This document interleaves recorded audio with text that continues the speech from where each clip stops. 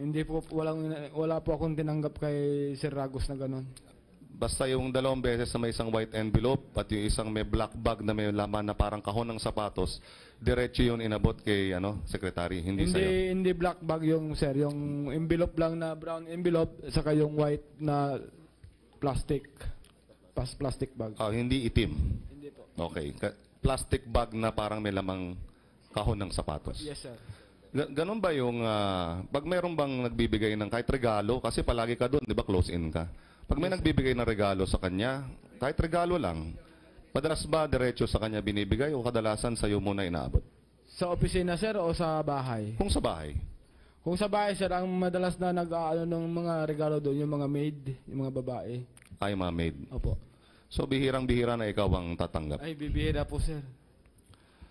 Well, Mr. Chairman, I have no further questions to Mr. Ronnie Dayan. Actually, I had a lot of questions with regard to the affidavits of the inmates, but following the lead of the chairman, I will not anymore continue to discuss those matters. I just want to say that the grant of immunity to Mr. Ronnie Dayan and to all the witnesses who appeared before us, it was premised on the fact that they would tell the truth, the whole truth, and nothing but the truth.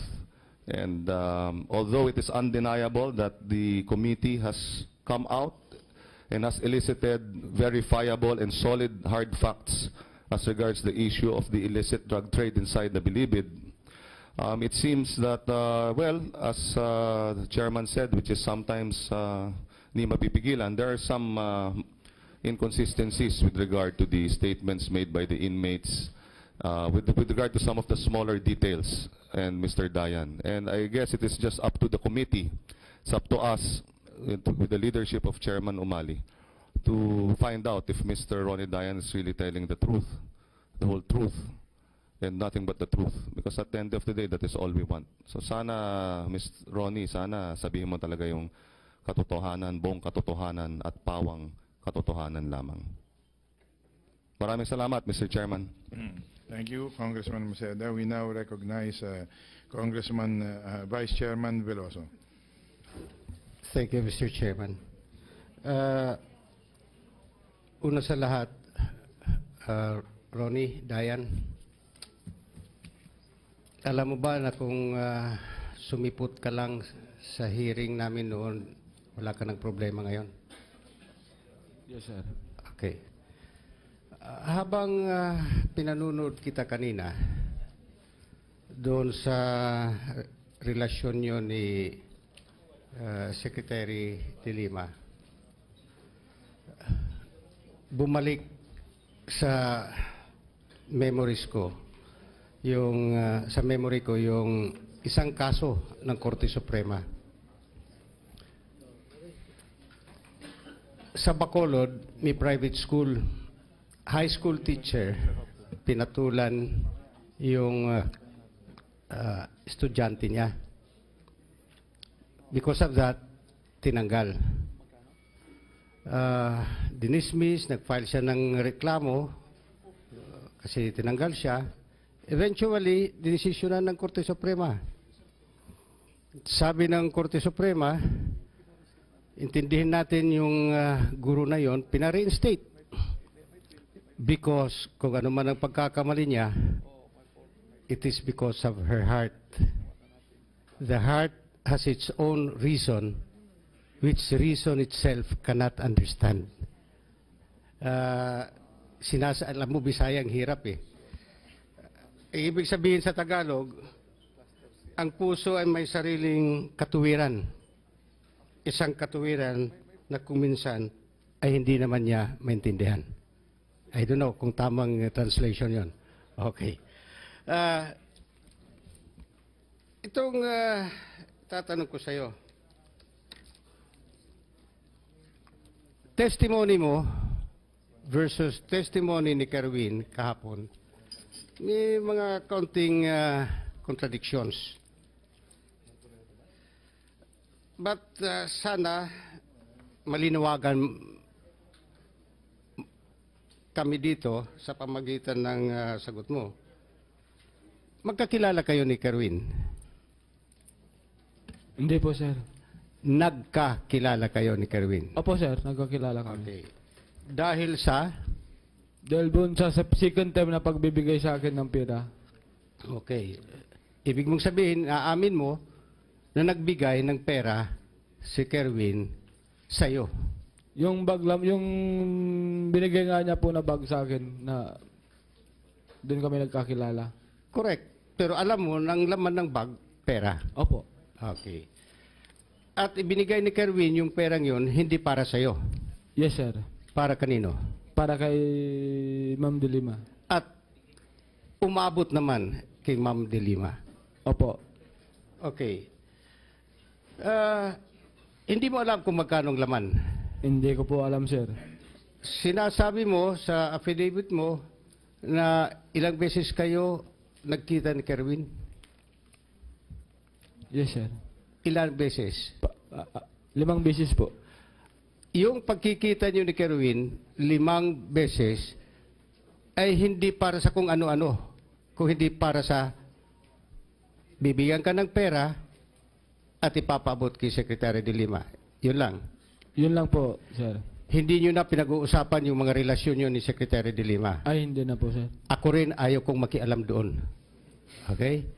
Wala kaming pakialam sa relasyon mo at ni Secretary De Lima. Kaya nga sinabi ko kanina, tinagalog ko pa, ang puso ay may sariling rason na hindi niya naman maintindihan kung ano yon.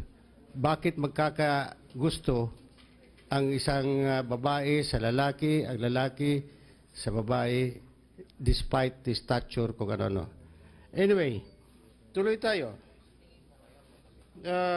Ulitin ko ha. Lahat ng pagkakataon na nagkita kayo ni Kerwin ay limitado lang sa isang bagay. Yan ay magbibigay siya ng pera para kay Secretary De Lima. Yun lang. Yun lang po talaga sir. Okay. Pakitingin lang sa affidavit mo, paragraph 13.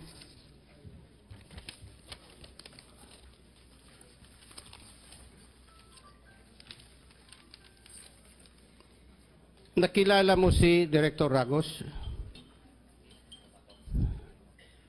Yes sir. Nakalagay dito, hindi po ako tumanggap kay Sir Ragos ng ganong halaga. Tinutukoy dito yung 3 million, 5 million, 1.6 million na pera. Hindi kayo nagkita ni Ragos para tanggapin mo yung ganong halagang pera. Hindi po sir. Hindi po talaga kami pagkabigay ni Ragos, hindi niya ako binabigyan ng ganyang kalagang pera. Walang inabot sa akin na ganyang kalagang pera. Wala kang malala na nagpunta si Ragos sa bahay ni Secretary De Lima, pagkatapos nasa pintuan ka, inabot ang pera sa'yo, wala kang malalang ganon. Wala po ako maalala kasi wala po talagang inabot sa akin. Naalala ko, nagpupunta siya ron.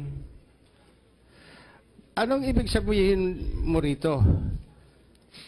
Kung nakakabigayan man sila 2 beses, sa'yo to, di ba? Yes sir.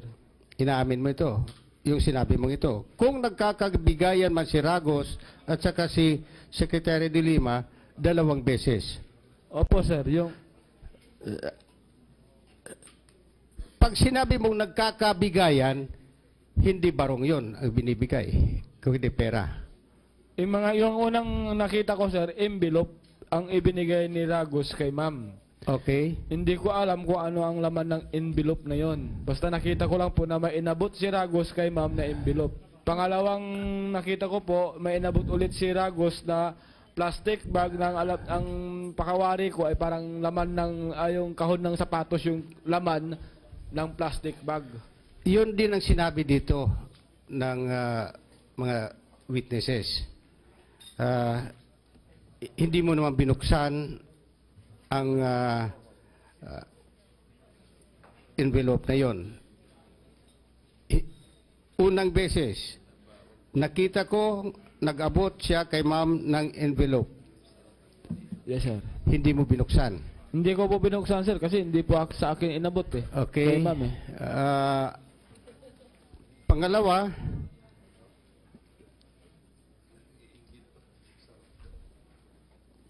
nagbigay, tapos sa pangalawang bigay niya kay ma'am, isang plastic na bag. Opo. Okay.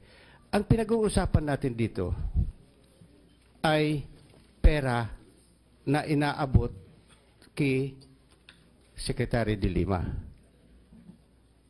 Yes, Okay? sir. Yes. Nakukuha mo ko? Opo, sir. Pag sinabi mong 2 beses na nagkabigayan, una yung envelope, pangalawa nasa plastic bag na may lamang parang kahon, anong pumasok sa ulo mo? Kasi ang pinag-uusapan dito, pera eh. Hindi naman karne, manok, baboy. Wala mo naman pumasok sa isip ko na kung ano man ang laman nun. Basta sabi ko, nakita ko lang, sir, na may inabot kay ma'am ni Ragos. Bakit sa 7 taon kayo nagsama, di ba? Yes, sir. Ilang beses mong nakita na may nagbibigay ng envelope kay Secretary de Lima? Si Mr. Ragos lang po ang Hindi, nakita ko, sa sir. iba, Eh, marami regardless. po, sir, sa opisina, mga kakilala niya. Marami. Opo. Maraming beses. Yung mga kakilala niya, hindi ko sila kakilala. Okay. Pakibigay na lang ito kay ma'am minsan. Sa opisina. Opo. Sa bahay. Wala po nagpupunta doon ng mga ano, ma'am, sir. Si Ah. Ragos lang sa kayo, asawa ni Mr. Ragos. Okay. Ano sa tingin mo, bakit magpupunta si Ragos sa bahay ni Secretary de Lima at magbibigay ng envelope? Si Sir Ragos kasi nung NBI nung wala pa siya sa Bucor, lagi siyang may assignment kay ma'am. May binibigay ni ma'am sa kanya.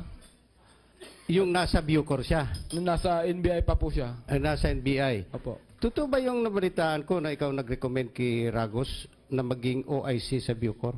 Yes, sir. Kinausap mo si Secretary de Lima. Parang binanggit ko po lang, sir, na pwede daw maging OIC director si Sir Ragos sa Bucor, ma'am. Ang tanong ko kanina, totoo ba yung ikaw ang nag-recommend? Sumagot ka, oo.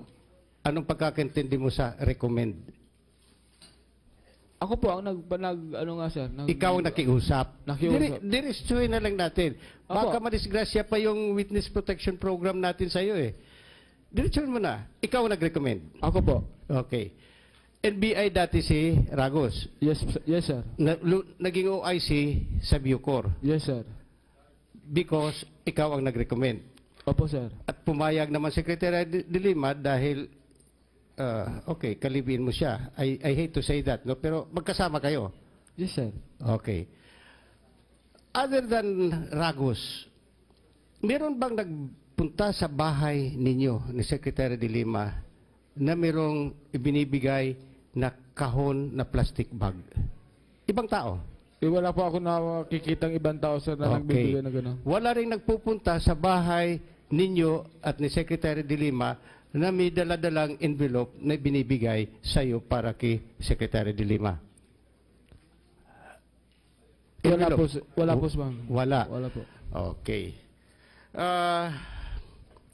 Punta tayo sa paragraph 6.